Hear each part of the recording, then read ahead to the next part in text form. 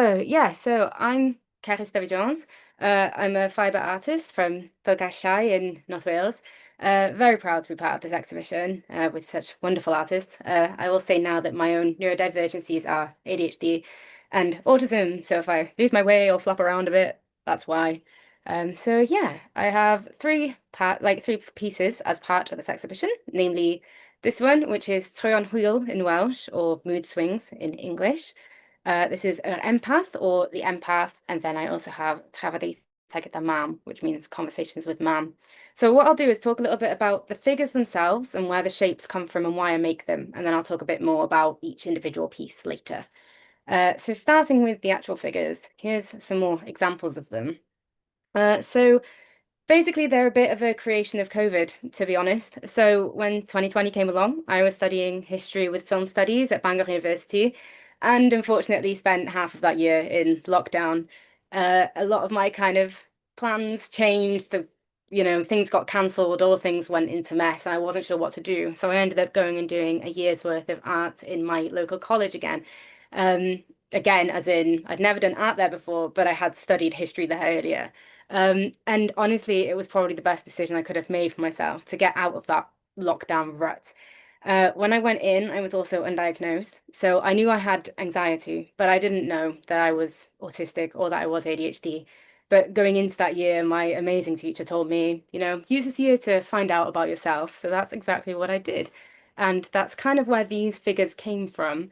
So just in terms of that background with being kind of a creative person, I was definitely creative in school, but I took part in like the Eisteddfodau and things like that. But I didn't really pursue art beyond year nine. So that's why all of this was very kind of new to me. And it was such a good experience to actually use my hands to make something of my own again and actually explore my own interests, one of which very much is the history of classic horror films. So hopefully you can kind of see a little bit already from kind of the black silhouettes and these kind of boxy shapes, a little bit of how the aesthetic of these classic horror films, that's Nosferatu at the top. And then obviously The Exorcist, I wasn't allowed to watch when I was little, but even that picture really was just so interesting to me when I was a child. I think they just infused their way into my brain, and I just thought, oh wow, I don't know, this just feels right to me. And even now, as I say, that is literally what I pursue aesthetically with my art.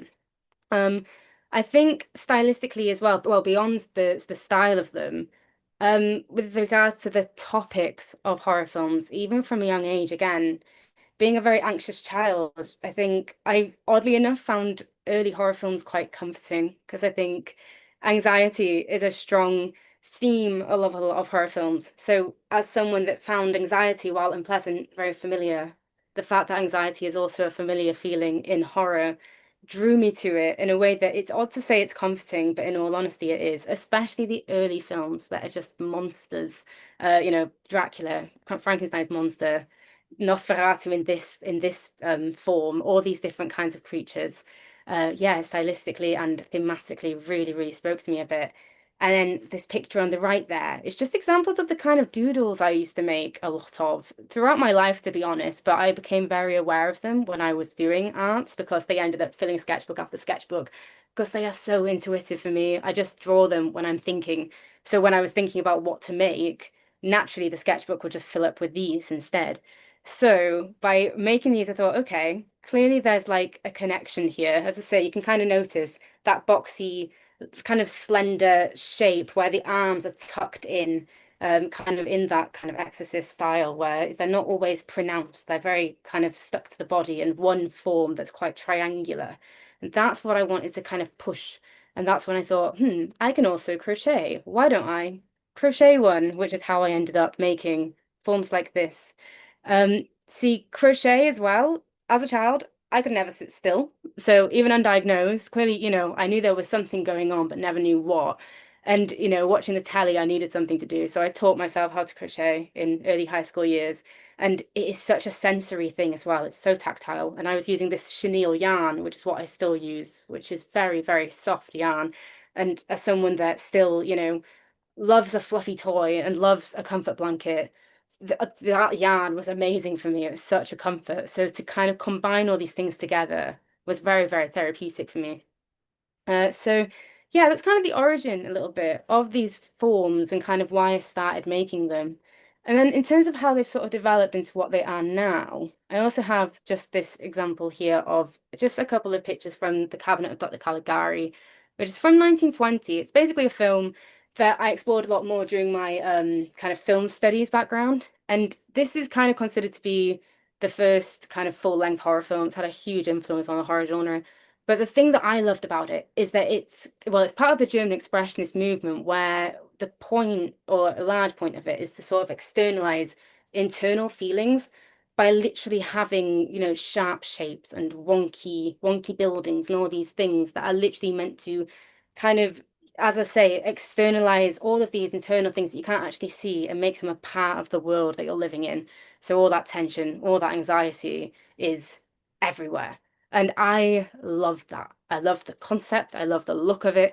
And that is the concept that I very much took with me into what I now call my Heartstrings series. So these are just a few examples of kind of the earlier works with my Heartstrings series where you can kind of see that influence of, as I say, horror films and the idea of kind of the world and like, as I say, internal messes becoming seen around you and influencing the actual world physically around you. That's what the heartstrings are literally doing. It is a literal embodiment of what you can't see. So, yeah, that's kind of the basis of this work. And then, as I'm sure you can kind of tell, maybe that I'm also very fond of language. So I like a good pun. I find them funny, I find them interesting. And that's where, as I say, heartstrings as well, it becomes a bit of a metaphor that has become quite literal, where obviously the heartstring has literally become, well, taken the form of a literal string, essentially. And that just, again, I think only through this exhibition did I become aware, really, of how linked to autism that possibly is, where I think it's quite a stereotypical thing, really, but something that I still relate to, that it can be a trait of autism to take things literally. And that, as I say, I definitely do that sometimes. And I didn't really think about it before this exhibition and thinking about my work from that more neurodivergent angle, how that is literally what I do a lot in my work, is take phrases like this, like heartstrings, or like on the left here, this picture, I've kind of dabbled with calling this figure kind of kind of torn. I've forgotten now. I've forgotten everything. Kind of what's the word? Cut ties. That's it. That's what I was going for. Cut ties.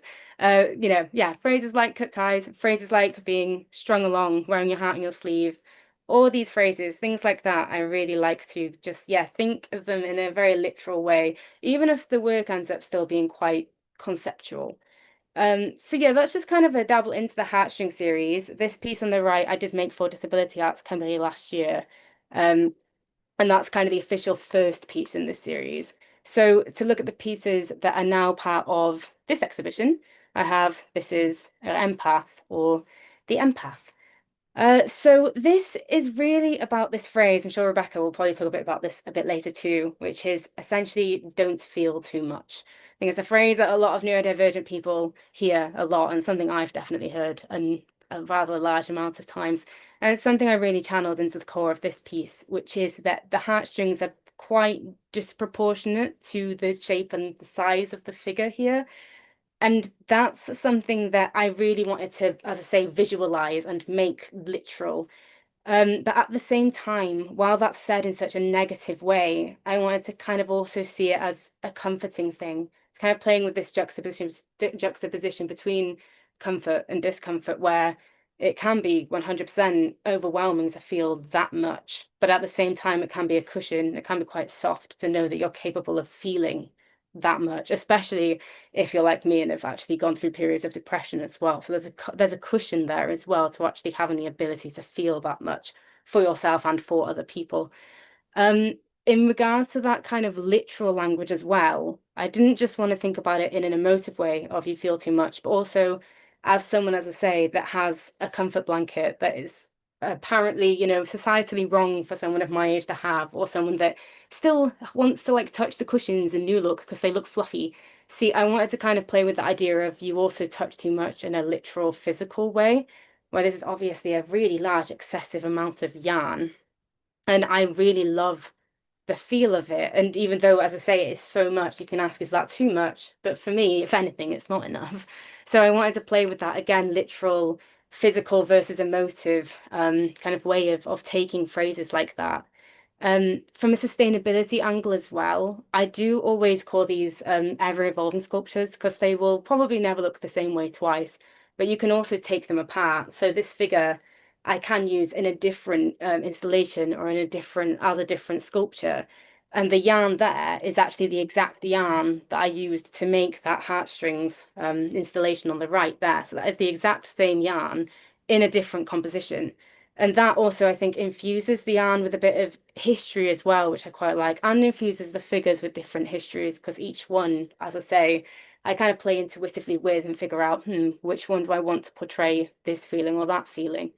So that's, as I say, a bit about the empath, which can actually, if you'd like to look, this one is another piece I made for Disability Arts Cymru last year. It's a similar kind of concept, but in this regard, rather than with the empath where it's sat and it's quite pensive and it's a bit more comfortable, but perhaps uncomfortable at the same time, this one is more about essentially making a statement and saying feeling too much is not a weakness.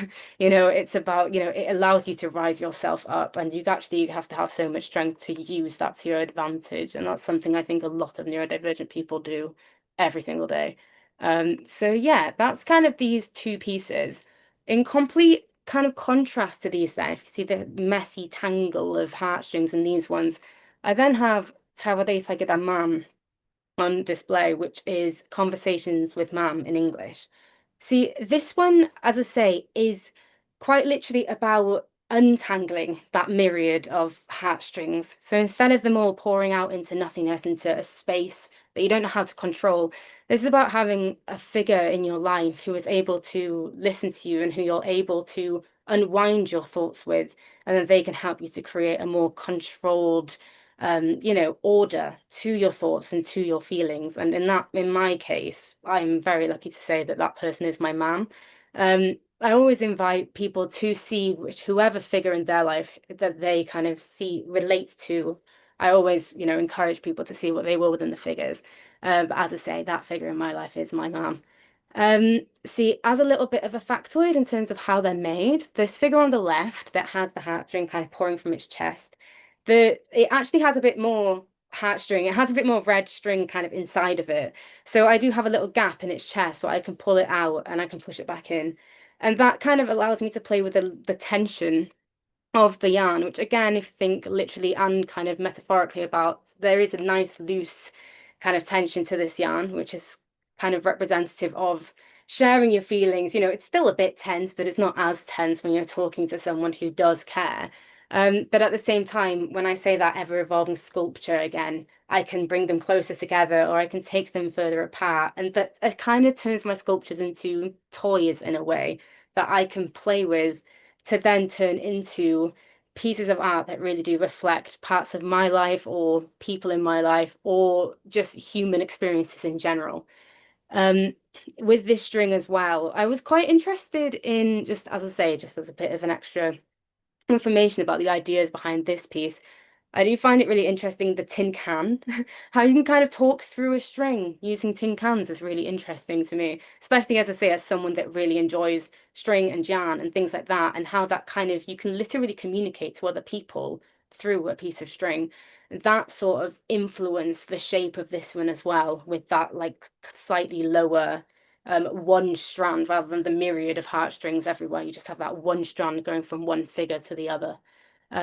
So yeah, that's just a bit about conversations with Mam. Then it kind of lead on to the final piece that I have on display here, which isn't part of the heartstrings, but it's just these two figures on mood swings or troion hwyl. Again, you can kind of see my love of language is there a bit, where it's just about taking, yeah, these phrases and making them literal.